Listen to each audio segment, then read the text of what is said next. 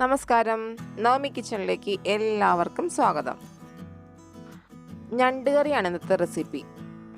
ഇത് ഗ്രേവി ആയിട്ടോ റോസ്റ്റ് ആയിട്ടോ അല്ലെങ്കിൽ ഡ്രൈ ആയിട്ടോ തയ്യാറാക്കാൻ പറ്റിയ നല്ലൊരു ഡിഷാണ്.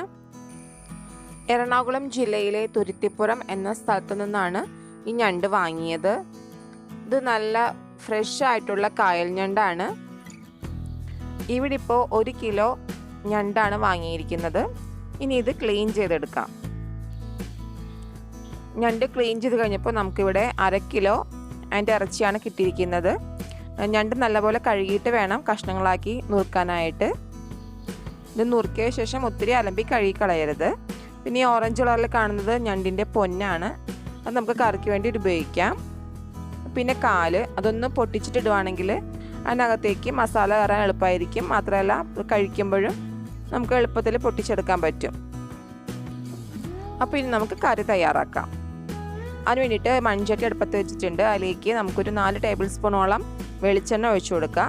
നന്നായി ചൂടായി കഴിയുമ്പോൾ നമുക്ക് അതിൽ കടുക് പൊട്ടിക്കാം. കടുക് പൊട്ടി വരുമ്പോഴത്തേക്കും നമുക്കിതിലേക്ക് കുറച്ച് സ്പൈസ് ഇട്ട് കൊടുക്കണം. കുറച്ച് പെരിഞ്ജീരകം, 1 ഏലക്ക, 2 ഗ്രാമ്പു, ചെറിയ കഷ്ണം പട്ട, ഒരു ഇത്രയും തക്കോലം, ഇത്രയും ചേർത്ത് കൊടുത്ത് നല്ലപോലെ ഒന്ന് മൂപ്പിച്ചെടുക്കാം. ഇതിലേക്ക് 1-2 കറിവേപ്പിലയും ചേർത്ത് കൊടുക്കാം. ഇനി ഇതിലേക്ക് 2 മീഡിയം സൈസുള്ള സവാള അരിഞ്ഞത് ചേർത്ത് നല്ലപോലെ വഴറ്റിയെടുക്കാം. ഇതിലേക്ക് നമുക്ക് അല്പം ഉപ്പ് ചേർത്ത് കൊടുക്കാം. സവാള പെട്ടെന്ന് വാടിക്കിട്ടാൻ വേണ്ടിയിട്ടാണ്. എന്നിട്ട് നല്ലപോലെ വഴറ്റിയെടുക്കാം. സവാള ഒന്ന് വാടി വന്നു കഴിഞ്ഞാൽ നമുക്കതിലേക്ക് 1 കഷ്ണം ഇഞ്ചി നീളത്തിലരിഞ്ഞത്, 6 അല്ലി വെളുത്തുള്ളി അരിഞ്ഞത്, 2 പച്ചമുളക് ഇത്രയും ചേർത്ത് കൊടുത്ത ശേഷം നല്ലപോലെ വഴറ്റിയെടുക്കാം.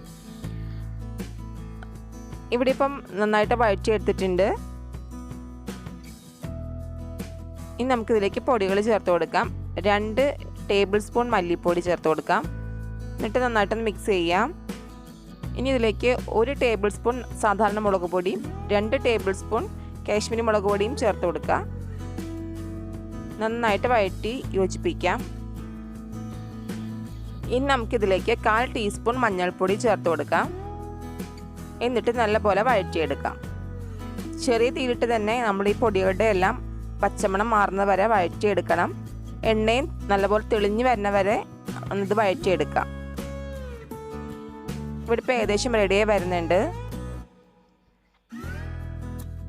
ഇത് ഇത്രയും വഴന്നു വന്നു കഴിഞ്ഞാൽ നമുക്കിതിലേക്ക് തേങ്ങ അരച്ചത് ചേർത്ത് കൊടുക്കണം. ഇതിവിടെ 1/2 കപ്പ് തേങ്ങ അരച്ചത് എടുത്തിരിക്കുന്നത്. നല്ല വടി അരച്ച തേങ്ങയാണ്.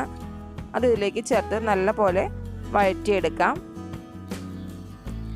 ചെറിയ തീയിലിട്ട് തേങ്ങയുടെയും ഈ പച്ചച്ചുവ മാറുന്നത് വരെ നല്ലപോലെ ഇത് വഴറ്റിയെടുക്കണം.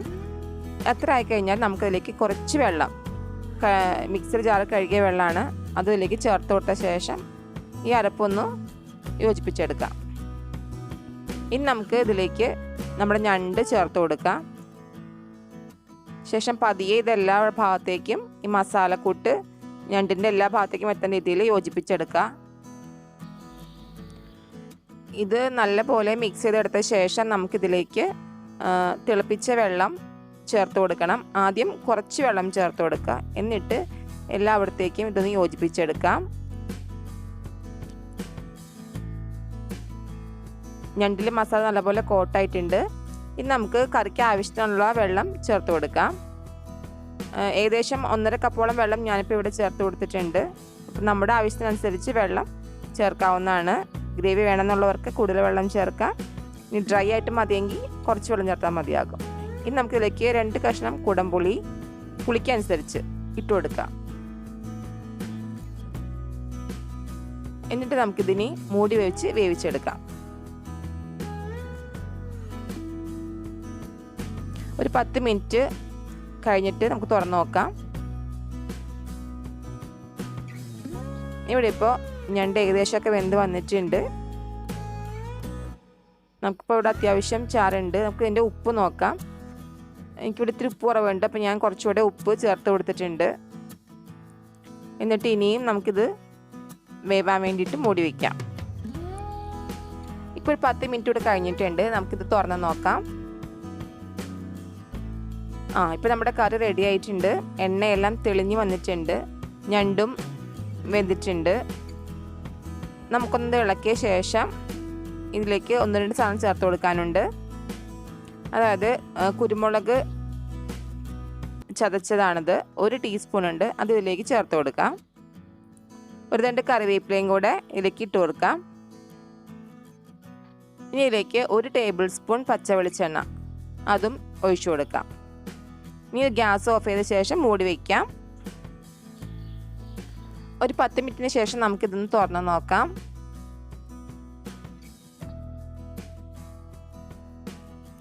ഇവിടെ ഇപ്പം ഈ ചട്ടിയുടെ ചൂട് കൊണ്ട് നമ്മുടെ കറിയെല്ലാം നന്നായി കുറുകി നല്ല കറക്റ്റായിട്ട് കിട്ടിയിട്ടുണ്ട്. നല്ല അടിപൊളി ടേസ്റ്റുള്ള ഒരു ഞണ്ട് കറിയാണിത്. നിങ്ങൾക്കിതിൽ കൂടുതൽ ചാറ് വേണം എന്നാണെങ്കിൽ തിളപ്പിച്ച വെള്ളം ചേർത്ത ശേഷം ഇത് ലൂസാക്കാവുന്നതാണ്. ഇത്രയും വേണ്ടെങ്കിൽ ഒന്നും കൂടെ ചൂടാക്കി ഇത് വറ്റിച്ചെടുക്കാവുന്നതുമാണ്. എന്ത് ചെയ്താലും ഈ കറി നല്ല ടേസ്റ്റ് തന്നെയാണ്. അപ്പോൾ എല്ലാവരും ഇങ്ങനെയൊന്ന് ട്രൈ ചെയ്ത് നോക്കുക. ഇഷ്ടമായിട്ടുണ്ടെങ്കിൽ വീഡിയോ ലൈക്ക് ചെയ്യുക, ഷെയർ ചെയ്യുക, കമൻറ്റ് ചെയ്യുക. ഞങ്ങളുടെ വീഡിയോ ആദ്യമായിട്ടാണ് കാണുന്നതെങ്കിൽ ഇതുവരെയും സബ്സ്ക്രൈബ് ചെയ്തിട്ടില്ലെങ്കിൽ ദയവായിട്ടൊന്ന് സബ്സ്ക്രൈബ് ചെയ്ത് ഞങ്ങളെ സപ്പോർട്ട് ചെയ്യുക. വീണ്ടും അടുത്ത വീഡിയോയിലുമായി വരാം. ബൈ. Thank you.